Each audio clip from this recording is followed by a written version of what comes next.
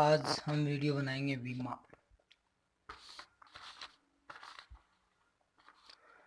विमा किसी वस्तु की बाहरी माप को विमा कहते हैं। वस्तु की माप को विमा कहते हैं। यानी वस्तु की माप मानो कोई, मान लो कोई वस्तु है, उसकी माप क्या कहलाती है? विमा कहलाती है। ठीक है, हिंदी में माप कहते हैं और इंग्लिश में डायमेंशन कहते हैं। ठीक है, और डायमेंशन को हिंदी में विमा भी कहते हैं। ठीक है, किसी वस्तु में होल, किसी वस्तु की लंबाई, चौड़ाई, ऊंचाई, मोटाई, ग्रू या झुकाव आदि को किसके द्वारा दर्शाया जाता है? विमा के द्वारा दर्शाया जाता है। ठीक है, तो विमा वस्तु की क्या है? एक अहम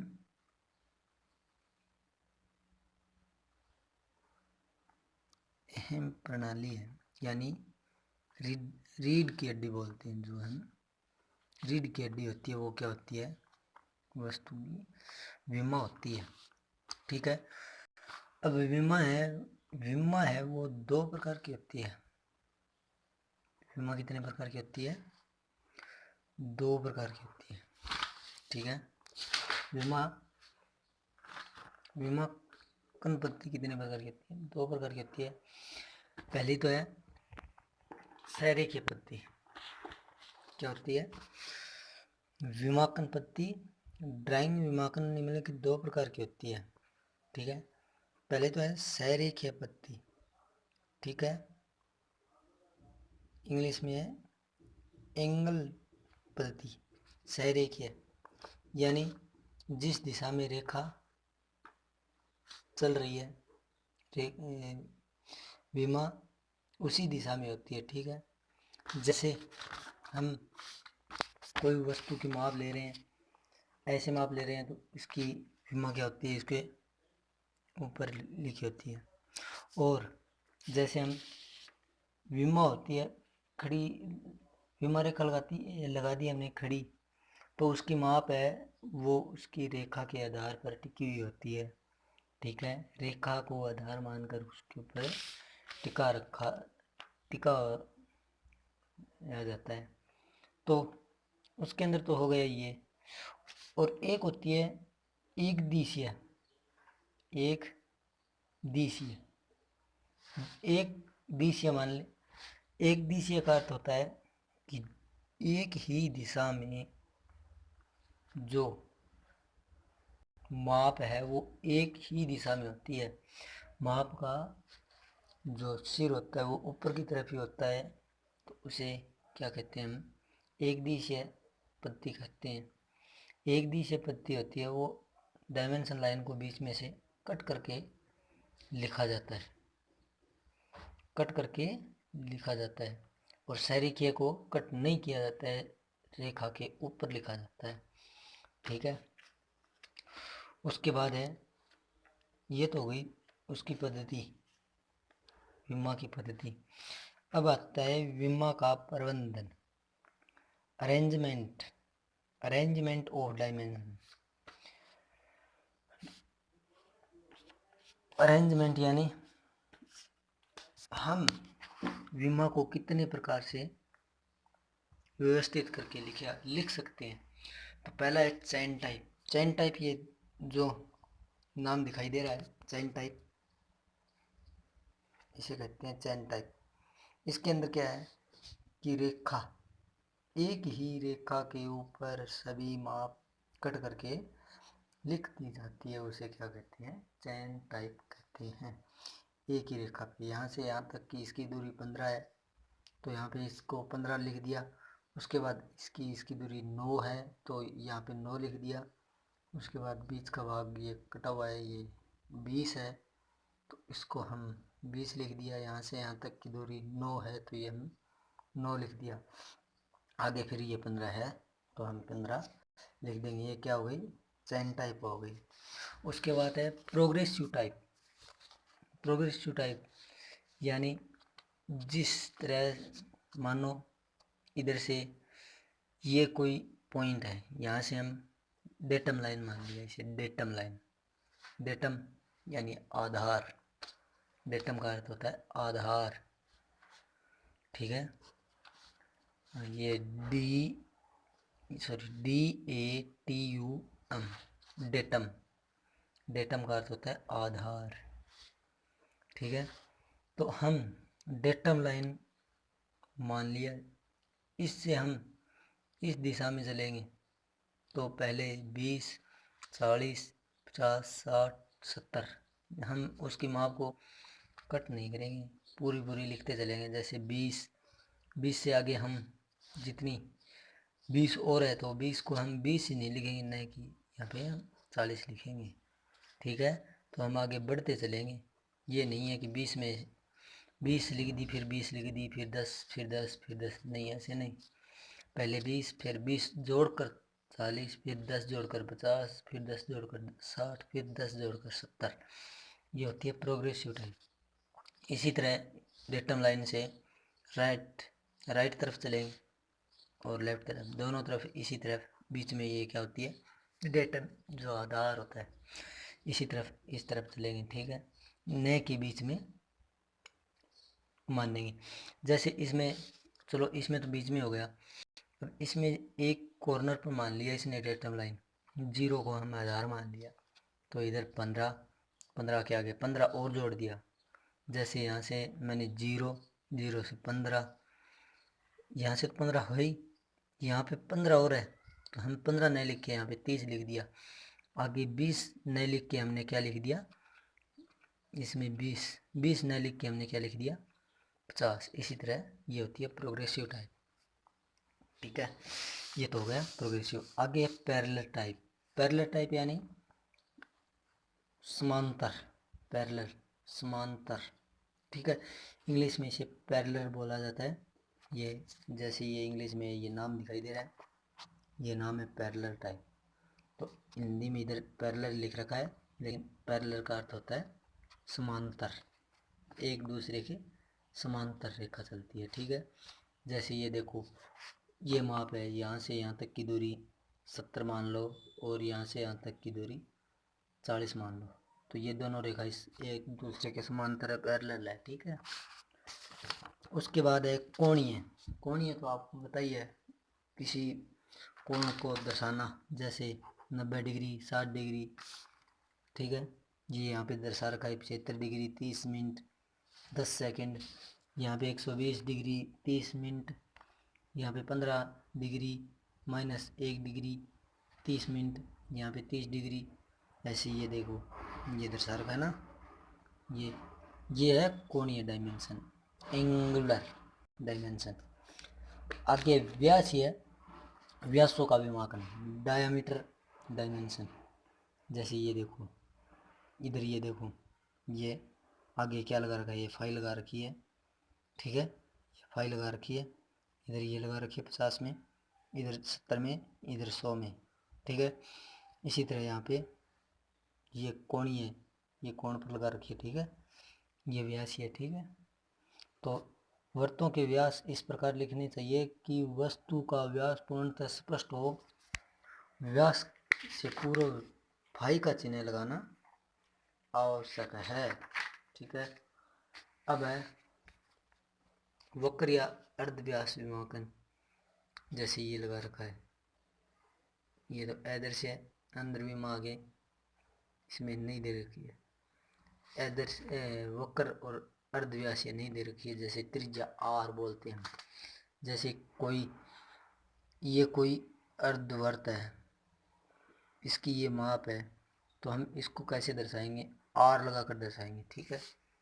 क्या लगाकर दर्शाएंगे, आर लगाकर, आर से रेडियस त्रिज्या, ठीक है।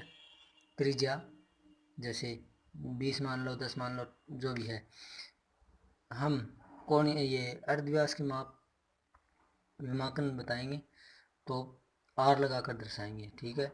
और पूरी गोले की अगर व्यास दर्शाना है तो उसको क्या लगाएंगे, फाई लगाएंगे। अर्धव्यास के लिए तो आर लगाएंगे और पूरे गोले के लिए फाई लगाएंगे, ठीक है। और उसके बाद है छिद्र विमाकन। छिद्र विमाकन, छिद्रों का विमाकन चित्र के अनुसार करना चाहिए। यदि छिद्र की गहराई का नोट लिखा हो तो छिद्र के वृत्ताकार भाग की गहराई बताता है। दो सुराखों के बीच की दूरी सुराखों के मध्य रेखा की पूरी दूरी दर्शाता है। पूरी दूरी द्वारा दर्शाया जाता है। तो ये देखो, ये है, ठीक है। ये दो गोले हैं, ठीक है। ये दो गोले हैं, इनकी ये दूरी ये दर्शा रखी है, ठीक है। इसकी माप दर्शा रखा है, ठीक है। जैसे ये दर्शा रखा है, व्यासीय माप दर्शा रखा है। देखो वर्त का विमाकन जैसे ये दर्शा रखा है, व्यासीय माप। त्रिज्या का माप नहीं दर्शा रखा है यहाँ पे। त्रिज्या का माप हम आर लगाकर, जैसे ये वर्त है, वर्त की ये त्रिज्या मानो, ठीक है। इसको हम दर्शाएंगे तो इस ऐसे ले जाएंगे। ऐसे ले जाने के बाद इसमें एक एरोहेड चिन्ह लगाएंगे। एरोहेड चिन्ह लगाने के बाद इसको ऐसे करके R20 लिख देंगे या फिर R10 लिख देंगे, ठीक है। ये होती है त्रिज्या माप। और ये दर्शा रखा है, ये क्या होता है, व्यासीय माप होता है, ठीक है। व्यास को हम दोनों तरफ से एरोहेड के चिन्ह लगाए जाते हैं और इसके अंदर है, त्रिज्या के अंदर एक तरफ एरोहेड लगाया जाता है। आगे है चैम्फर विमाकन। चैम्फर विमाकन जैसे कोणीय डायमेंशन, यानी उसको हम किसी वस्तु की, जैसे हमने पीछे ड्राइंग बनाई थी तो उसके अंदर ये जो डायमेंशन लगी है ना, ये किस पर लगी है, ये कोण पर लगी है। तो इसको दर्शाने के लिए हम चैम्फर विमाकन बोलते हैं इसे, और इसको दर्शाने के लिए कोण यूज किए जाते हैं, ठीक है। आगे चूड़ी विमाकन। चूड़ी वाले भाग को दर्शाने के लिए जो, जैसे ये देखो, ये दिखाई दे रहा है यहाँ पे चूड़ी का भाग, ये भाग, ये डबल रेखाएं लगी है, ये चूड़ी कटी हुई है। इसी तरह 2 नंबर, इसमें भी जितना भाग में चूड़ी कटी है उतने भाग में क्या लगी है, डबल लाइन लगी है। ऊपर विमाकन दर्शा रखा है। इधर इसका चूड़ी का M20 नाम लिख रखा है, मीट्रिक चूड़ी, ठीक है। आगे है टेपर विमाकन। टेपर विमाकन होता है वो किससे निकाला जाता है, ड्राइंग में टेपर या तिरछे आकृतियों को चित्र में दर्शा रखा है। 4.17 टेपर। इसके लिए टिप्पणी रूप में टेपर, ये देखो भाई, इसका निकालने का सूत्र होता है अलग से टेपर विमाकन को, ठीक है। तो इसकी टेपर की जो लगभग होता है, उसका माप होता है, वो टेपर का लगभग यही होता है। टेपर 1:10 या 1:15 आदि को केंद्र रेखा पर लिखा जाता है। तो देख लो, इसके अंदर लिख रखा है, ये डायग्राम के अंदर दर्शा रखा है। तो इसका टेपर का जो माप होता है वो इसी तरह होता है, ठीक है।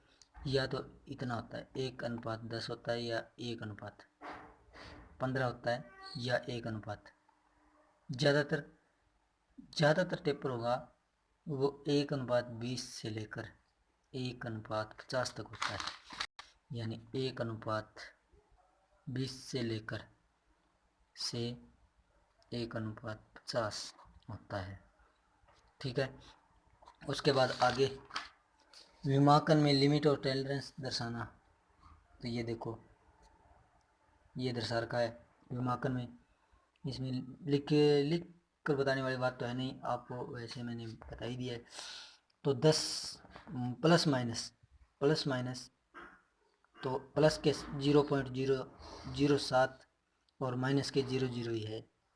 इसी तरह यहाँ पे माइनस के दे रखे हैं, और यहाँ पे दोनों के दे रखे हैं प्लस माइनस के, और यहाँ पर भी प्लस माइनस के दे रखे हैं, यहाँ पर भी।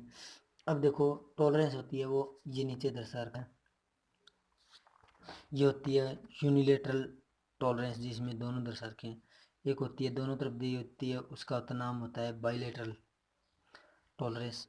और टॉलरेंस होती है वो ये देखो, इसमें 4 mm दर्शाना है टॉलरेंस, इसमें लिमिट दर्शाना है, ठीक है।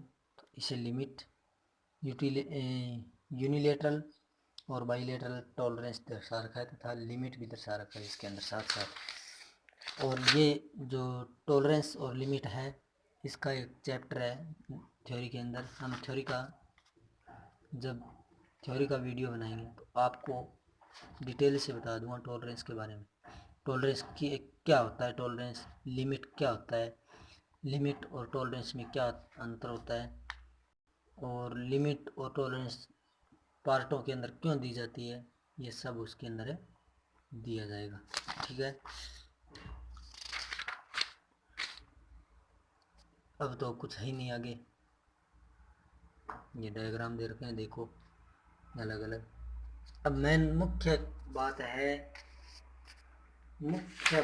वो है विमाकन पद्धति और अरेंजमेंट, विमाकन प्रबंधन, ठीक है। तो विमाकन होता है उसको कैसे अरेंजमेंट किया जाता है उसका, और विमाकन पद्धति होती है उसको कैसे लिखा जाता है उसका पूरा पूरा ध्यान रखा जाता है। तो इसके अंदर जो माप दे रखी है वो गलत दे रखी है भाई, ये गलत है, ठीक है। ये पूरी पूरी माप है वो गलत है सरेखीय, ठीक है। गलत क्यों है आपको पता होना चाहिए, गलत क्यों है। तो गलत ऐसे है, ये देखो आप, मैंने बोला है सरेखीय में माप रेखा को कट करके नहीं लिखा जाता है, तो इसने रेखा को कट करके लिख रखा है। तो ये 33 है तो इसको कट नहीं करना चाहिए था, रेखा को 33 ऊपर लिखा जाएगा रेखा के, ठीक है।